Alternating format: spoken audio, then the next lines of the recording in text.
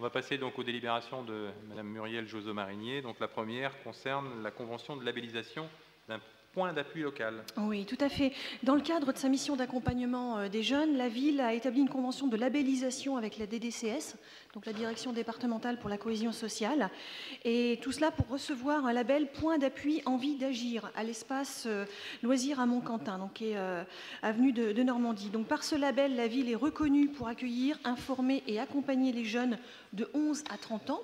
Voilà, et jeunes qui sont désireux de réaliser un projet individuel ou collectif présentant un caractère d'utilité sociale ou d'utilité économique, donc dans différents secteurs. Ils sont listés, hein, citoyenneté, solidarité internationale, cohésion sociale, environnement, création d'activités économiques, culture, sport, Europe. Voilà. Donc ce point d'appui s'engage à rendre gratuitement aux jeunes les services suivants: accueil, information et accompagnement. Une évaluation annuelle sera faite, bien évidemment, et donc il vous est demandé d'autoriser, Monsieur le maire, à signer cette convention de labellisation. Qui vote contre? Qui s'abstient? Délibération adoptée à l'unanimité. La délibération suivante, donc une délibération importante, puisqu'elle concerne donc les modalités d'arrivée de la solitaire du Figaro en 2014. Donc, Muriel.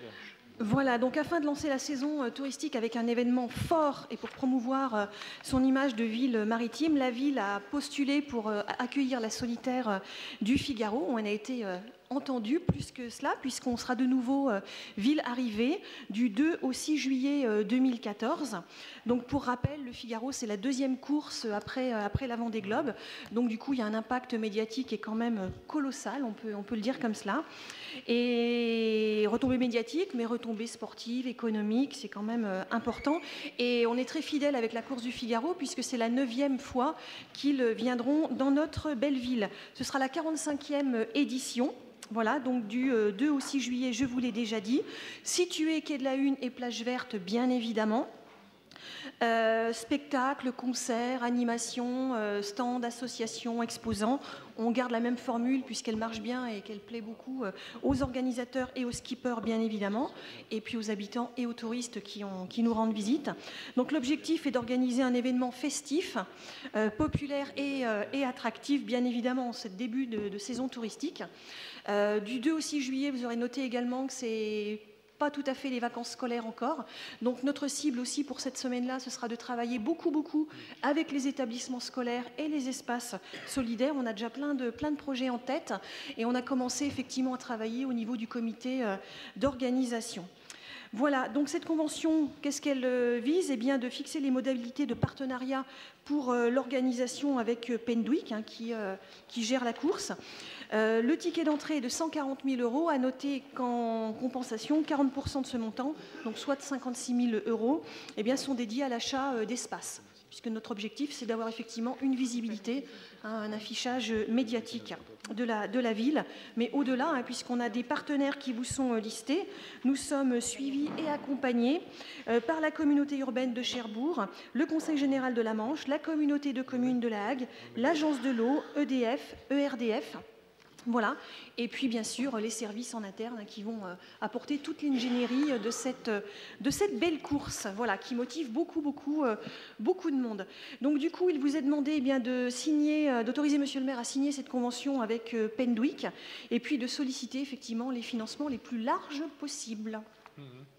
Oui, course qui, en termes de calendrier, est extrêmement bien positionnée, et l'été 2014 sera animé, si on peut dire, puisqu'il y aura les commémorations, donc qui vont se dérouler du début jusqu'au 26 juin, date de la libération de Cherbourg, mais avec un certain nombre d'expositions qui continueront à fonctionner pendant tout l'été.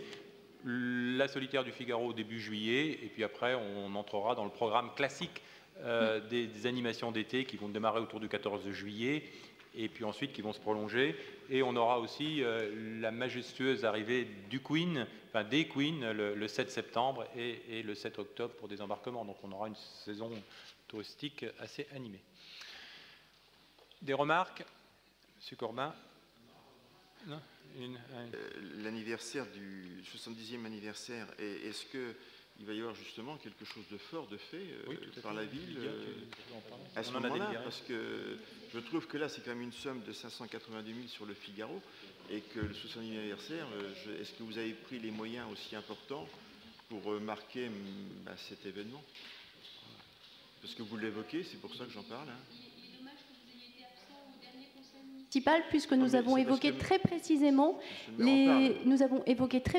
à propos d'une délibération concernant le 70e anniversaire du débarquement l'ensemble des événements que nous allons organiser, et c'est tout à fait considérable. Non seulement nous rénovons le musée de la Libération, nous installons des expositions temporaires, nous allons faire des expositions de bâches avec superposition partout dans la ville, de la ville en 1944 et de la ville aujourd'hui.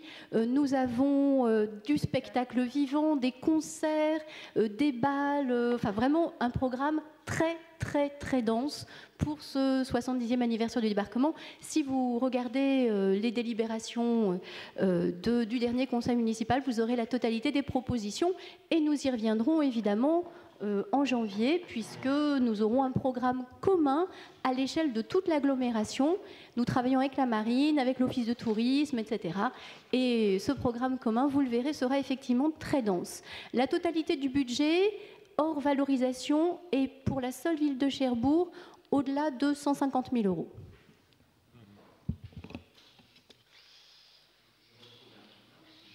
€. Simplement, est-ce que, parce qu'on reste, j'ai l'impression, c'est ce que j'ai lu, alors je vais peut-être avoir la réponse, c'est qu'on reste très Cherbourgeois, Cherbourg-Cuc et tout ça. Est-ce que c'est... Sur le 70e? Oui, ce sont on des est projets... associés. Ils sont labellisés au niveau régional. Hein. Ce sont des projets labellisés. 70e anniversaire du débarquement, ils sont labellisés par la région, et c'est indiqué dans la délibération. Oui, tout à fait. Donc on en revient à l'arrivée de la solitaire du Figaro. Donc s'il n'y a pas d'autres remarques, je propose de la soumettre aux voix. Qui vote contre?